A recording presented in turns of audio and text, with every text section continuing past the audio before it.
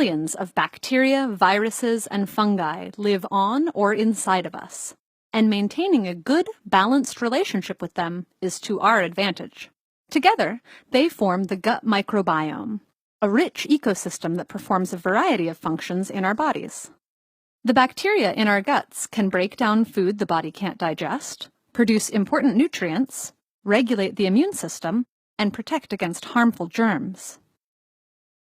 We don't yet have the blueprint for exactly which good bacteria a robust gut needs, but we do know that it's important for a healthy microbiome to have a variety of bacterial species. Many factors affect our microbiomes, including our environment, medications like antibiotics, and even whether we were delivered by C-section or not.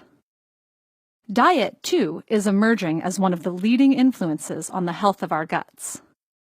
And while we can't control all these factors, we can manipulate the balance of our microbes by paying attention to what we eat.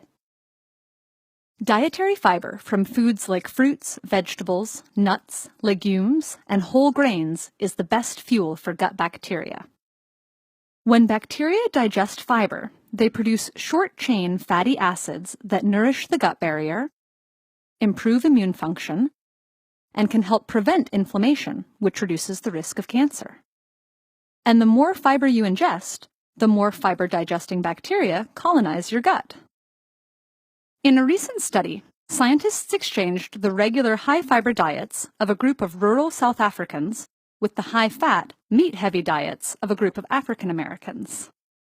After just 2 weeks on the high-fat, low-fiber, Western-style diet, the rural African group showed increased inflammation of the colon as well as a decrease of butyrate. That's a short-chain fatty acid thought to lower risk of colon cancer.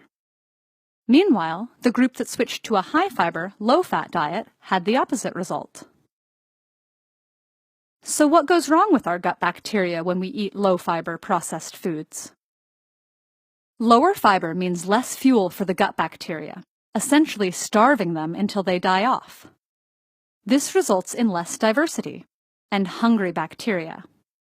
In fact, some can even start to feed on the mucus lining.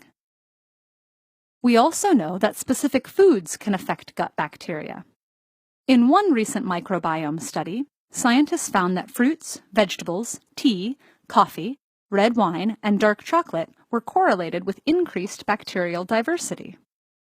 These foods contain polyphenols, which are naturally occurring antioxidant compounds. On the other hand, foods high in dietary fat, like whole milk and sugar-sweetened sodas, were correlated with decreased diversity. How food is prepared also matters. Minimally processed, fresh foods generally have more fiber and provide better fuel. So lightly steamed, sautéed, or raw vegetables are typically more beneficial than fried dishes. There are also ways of preparing food that can actually introduce good bacteria, also known as probiotics, into your gut. Fermented foods are teeming with helpful probiotic bacteria like lactobacillus and bifidobacteria. Originally used as a way of preserving foods before the invention of refrigeration, fermentation remains a traditional practice all over the world. Foods like kimchi, sauerkraut, tempeh, and kombucha provide variety and vitality to our diets. Yogurt is another fermented food that can introduce helpful bacteria into our guts. That doesn't necessarily mean that all yogurt is good for us, though. Brands with too much sugar and not enough bacteria may not actually help. These are just general guidelines. More research is needed before we fully understand exactly how any of these foods interact with our microbiomes. We see positive correlations, but the insides of our guts are difficult places to make direct observations.